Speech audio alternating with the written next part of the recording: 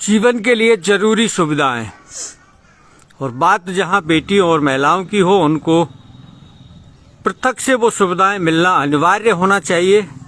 आज के अखबार में एक सर्वे छपा है और उस सर्वे के अनुसार स्थिति बड़ी चिंताजनक है। आपकी स्क्रीन पर सीधे है तनु, महाविद्यालय की छात्रा। इससे पूछते हैं कि विद्यालयों और महाविद्यालयों में के साथ साथ ही कार्यस्थलों पर बेटियों और महिलाओं के लिए अगर पृथक से अलग से टॉयलेट की सुविधा नहीं होती है तो उनको कितनी परेशानी का सामना करना पड़ता है।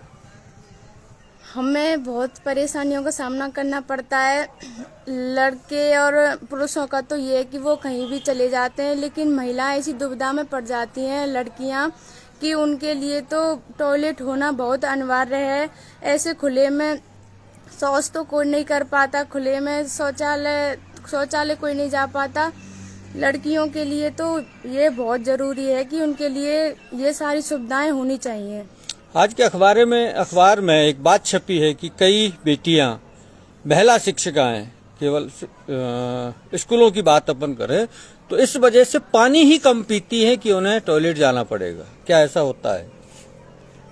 ऐसा तो कोई विद्यालय में होगा, जो शायद कहीं कहीं उनके लिए ये कुछ शौचालय वगैरह अनिवार्य ना हो, लेकिन ये हर विद्यालय में होना चाहिए। लड़कियां ऐसी परेशानियों से क्यों जूझें?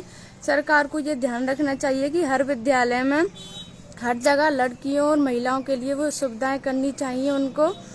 आखिर वो ऐसा पानी अगर कम पिएंगी तो उन्हें भी कई बीमारियों का सामना करना पड़ेगा। उन्हें पानी की भरपूर आवश्यकता होती है। ऐसा ना हो कि वो कम पानी पिए, पानी खूब पिए। और सरकार से या फिर अपने स्कूल विद्यालय सभी से ये निवेदन करें कि हमारे लिए शौचालय की व्यवस्था की जाए। इसमें आपने एक शब्द का इस्तेमाल किया, निवेदन करें। निवेदन जैसी आवश्यकता ही नहीं पड़नी चाहिए, ये तो अधिकार है। हाँ, ये तो अधिकार है कि ये तो हर व्यक्ति को ऐसा तो सोचना ही चाहिए कि लड़कियां आखिर कहाँ पर जाएंगी, वो तो कहीं भी चले जाते हैं, लेकिन लड़कियों के लिए तो ये जरूरी है कि उनको शौचालय की आवश्यकता होती है। और एक बात जो आपने कही, बीमारियां, पानी कम पीना बीमारियों का एक बड़ा कारण है। हाँ। आपका इस पर क्या कहना है? कम पानी पीना ये बीमारी का ही कारण है। हमारे अंदर बहुत सारी बीमारियां हो जाती हैं, लेकिन जो हम पानी पीते हैं ना, तो वो शौचालय के माध्यम से हमारी बीमारियां क्या है कि पेट के अंदर से गायब हो जाती हैं। तो हमें सुबह उठकर भी एक गिलास पानी जरूर पीना चाहिए और दिन भर में अपने शरीर की पूर्ति की जानी चाहिए, पानी पीते रहना चाहिए। तो अगर हालात विपरीत हैं, हालात विपरीत का मतलब शौचालय की पृथक से सुविधा नहीं है, तो फिर पानी कम पीना ही एक उपाय है। तो ये तो परेशानी का सबब हो गया। परेशानी का कारण है कि ये पानी कम पिएंगे तो बीमारियां अंदर तो आएंगी, लेकिन उनको ये ध्यान रखना चाहिए कि शौचालय की व्यवस्था तो की जाए। ऐसा तो कि पानी कम पिएंगी तो बीमारी हो जाएंगी, और ऐसी किसी को प्यास भी लगी हो तो ये थोड़ी ना है कि वो पानी ना पिए। पानी तो वो पिएंगी भरपूर, लेकिन शौचालय की आवश्यकता तो उनको है ही। सरकार से क्या कहना चाहोगे?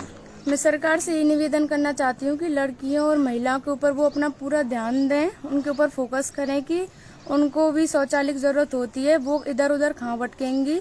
अपने घरों में तो क्या है कि व्यवस्था होती है, कहीं भी चले जाएं, लेकिन जब वो विद्यालयों में कॉलेजों में जाती हैं तो वो कहाँ जाएं? उनके लिए शौचालय की जरूरत तो होती है। मैं निवेदन करती हूँ कि उनके लिए शौचालय की आवश्यकता है, वो उनको शौचालय बनवाएं। आजादी के 70 साल बाद विदेश के प्रदेश के विद्यालयों में अगर ऐसे हालात है तो इसके लिए जिम्मेदार कौन है? जिम्मेदार तो सरकार ही है कि वह अपना ध्यान पूरा नहीं दे पाती है। कॉलेजों में, स्कूलों में वो ये नहीं देख पाती है कि कहाँ हमने कैसी व्यवस्था की है, विद्यार्थियों को कुछ नुकसान तो नहीं है, वो इधर उधर उनको किसी चीज की जरूरत तो नहीं है, कहीं पानी की हो, शौचालय, हर तरह की परेशानियां तो हुई। आप एक तरफ तो भवन बना रहे हैं, लाखों रुपए के भवन बना रहे हैं, हाँ, और हजारों रुपए का टॉयलेट नहीं बना रहे। यही है कि अब तो पूरे सरकारी स्कूलों में जो काम चला है, उन्होंने भवन बनाए हैं, अलग अलग क्लासों का निर्माण किया है, लेकिन उनको शौचालय की भी तो जरूरत होती है, शौचालय भी बनवाया जाए। साथियों, ये एक बड़ा सवाल है और इस बड़े सवाल पर एक छोटा सा संवाद तनु के साथ हमने किया। ये महाविद्यालय छात्रा है, इसने अपने अनुभव शेयर किए, आपने अपनी बात कही। बहुत बहुत धन्यवाद।